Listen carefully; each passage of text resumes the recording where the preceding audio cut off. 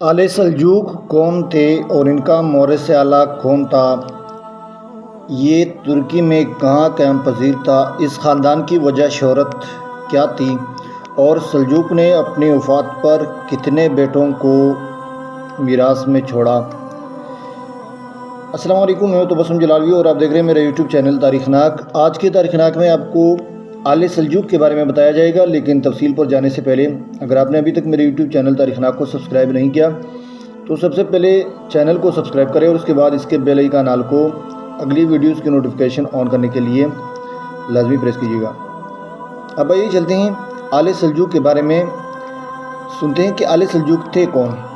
آل سلجوق کا مورث اعلیٰ دکاک تھا، جو کاشغر کے ترکی قبائل کا ایک رئیس تھا۔ سلجوق جس کے نام سے یہ خاندان مشہور ہے، اسی کا لڑکا تھا۔ سلجوق اپنے غیر مسلم ترک فرمان روا کو چھوڑ کر بخارا کی اسلامی مملکت میں چلا آیا اور یہاں وہ اور اس کا پورا قبیلہ مسلمان ہو کر بخارا کے قریب مقام جند میں قیام پذیر ہوا۔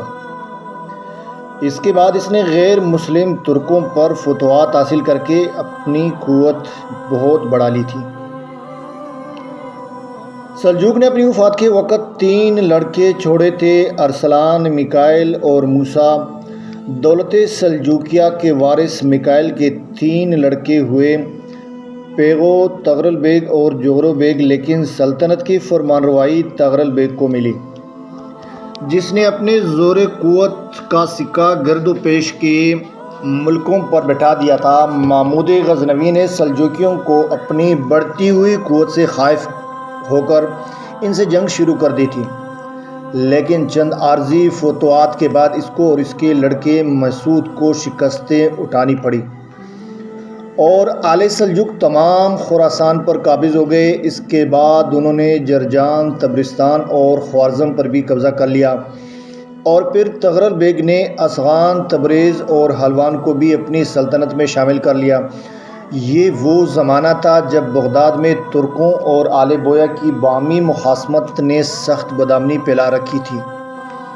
خلیفہ معتصم کے بعد دولت عباسیہ پر روز بروز ترکوں کا تسلط بڑھتا گیا، لیکن 34 صدی ہجری سے آل بویہ نے اپنا اقتدار خلافت بغداد پر قائم کرنا شروع کیا، جس سے ترکوں کی قوت پر اثر پڑنے لگا۔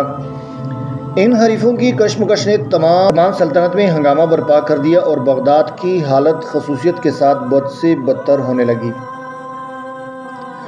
مجبور ہو کر ترک سرداروں نے نیز خلیفہ قائم بامر اللہ نے تغرل بیگ کو اس فتنے کو فروغ کرنے کے لیے طلب کیا۔ چنانچہ تغرل بیگ رمضان 447 ہجری بمطابق دسمبر 1055 عیسوی میں بغداد میں داخل ہوا اور ملک رحیم کو گرفتار کر کے دولت آل بویہ کا خاتمہ کر دیا۔ اب بغداد میں آل سلجوق کا اثر قائم ہو گیا۔ خلیفہ نے سلطان شرق و غرب کے خطاب سے تغرل بیگ کی عزت افزائی کی۔ اس کے بعد تغرل بیگ نے عراق، موصل اور دیار بکر کو اپنی سلطنت میں شامل کر لیا۔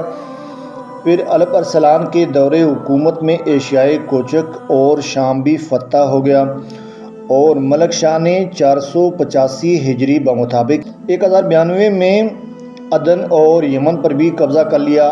اس طرح سے 5ویں صدی سے 7ویں صدی ہجری تک خلیج مقبوضات کا بیشتر حصہ آل سلجوق کے زیر نگین رہا۔ یہاں پر آپ کو بتاتے چلے کہ سلاجقہ روم کون تھے اور ان کی دور حکومت تاریخ کے لحاظ سے کون کون سی تھی۔ آئیے آپ کو بتاتے ہیں کہ اس خاندان کا بانی سلیمان بن قتلمش تھا۔ قتلمش تغرل بیگ کے سرداروں میں تھا، لیکن بعد میں اس نے الپ ارسلان کے خلاف بغاوت کر کے خود مختاری حاصل کر لی اور بالآخر 456 ہجری بمطابق 1064 میں رے کے قریب جنگ میں مارا گیا۔ اس کا بیٹا سلیمان قسمت آزمائی کے لیے ایشیائے کوچک میں چلا آیا اور 470 ہجری بمطابق 1077 عیسوی میں نائسا پر، جو بازنطینی سلطنت کا ایک مشہور شہر تھا، قبضہ کر کے اسے اپنا پایا تخت بنایا اور ایک نئی سلطنت کی بنیاد ڈالی۔ 477 ہجری بمطابق 1084 میں اس نے انطاکیہ کو بھی اپنی حکومت میں شامل کر لیا، لیکن پہلی جنگ صلیبی میں سلاجقہ روم کی قوت کو سخت صدمہ پہنچا۔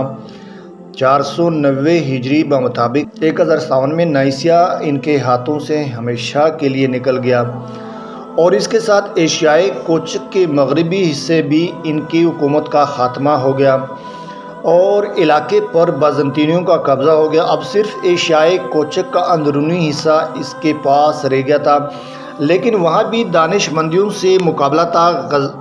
غرض 6 صدی ہجری کے اوائل میں سلاجقہ روم کی حالت بہت نازک نظر آتی تھی، لیکن مسعود بن کلیج ارسلان نے اس گرتی ہوئی سلطنت کو سنبھالا اور کونیا کو پایا تخت بنا کر ایک مضبوط حکومت قائم کی۔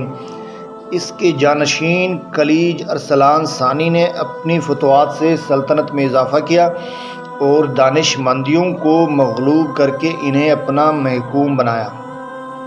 578 ہجری بمطابق 1182 میں کلیج ارسلان ثانی کا انتقال ہو گیا اور اس کی جگہ اس کا چھوٹا بیٹا غیاث الدین کیخسرو اول تخت نشین ہوا۔ اس نے بازنطینیوں سے جنگ کر کے انطاکیہ کی بندرگاہ پر قبضہ کر لیا، اور اس کے بعد اس کے جانشین عز الدین کیکاؤس اول نے سنوب کو بھی فتح کر لیا۔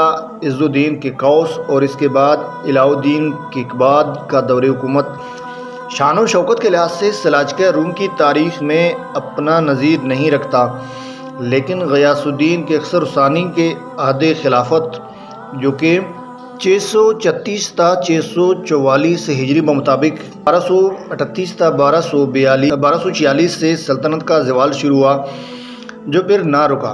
اس دوران میں تاتاری طوفان ایشیائے کوچک کے سرحد تک پہنچ چکا تھا اور ارض روم اور سرحدی علاقوں پر تاتاریوں کا قبضہ ہو گیا تھا۔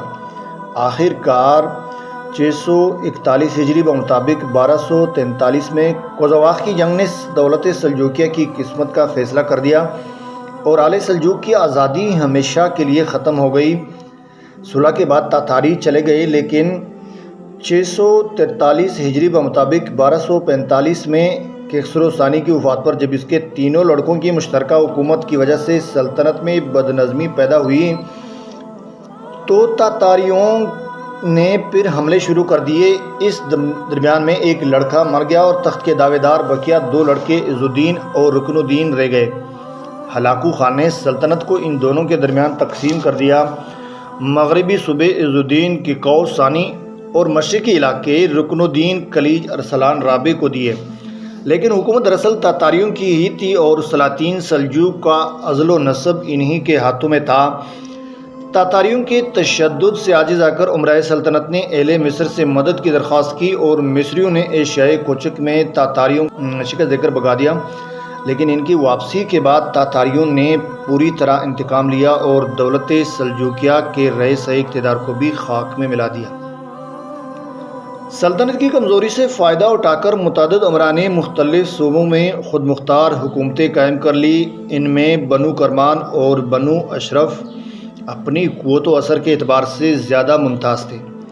تاتاریوں نے بارہا ان خودسر امیروں کو زیر کرنے کی کوشش کی، مگر عارضی شکستوں کے بعد یہ اپنا اقتدار پھر قائم کر لیتے تھے اور 7ویں صدی ہجری میں تاتاریوں کے زوال پر انہوں نے مستقل حکومتیں قائم کر لی تھیں۔ چنانچہ دولت سلجوکیہ کے خاتمے کے قریب ایشیائے کوچک سارد خان، کروسی، ایدین، تکا، حمید، کرمیان، کستمونی اور منتشا کی خودسر حکومتیں قائم ہو چکی تھی۔ تو جی دوستوں، یہ تھی آج کی تاریخی ولاگ جو کہ آل سلجوکیہ کے بارے میں تھی۔ زندگی رہی تو ہماری اگلی ولاگ میں ہم دوبارہ حاضر ہوں گے، جس میں ہمارا موضوع ہوگا ارطغرل کون تھا اور کس طرح اس نے حکومت کی تھی اور یہ کس کا بیٹا تھا۔ تو آج کے لیے اتنا ہی۔ اگلی ولاگ تک اپنا بہت سارا خیال رکھیے گا اور مجھے دیجیے گا اجازت۔ تب تک کے لیے اللہ حافظ، فی امان اللہ۔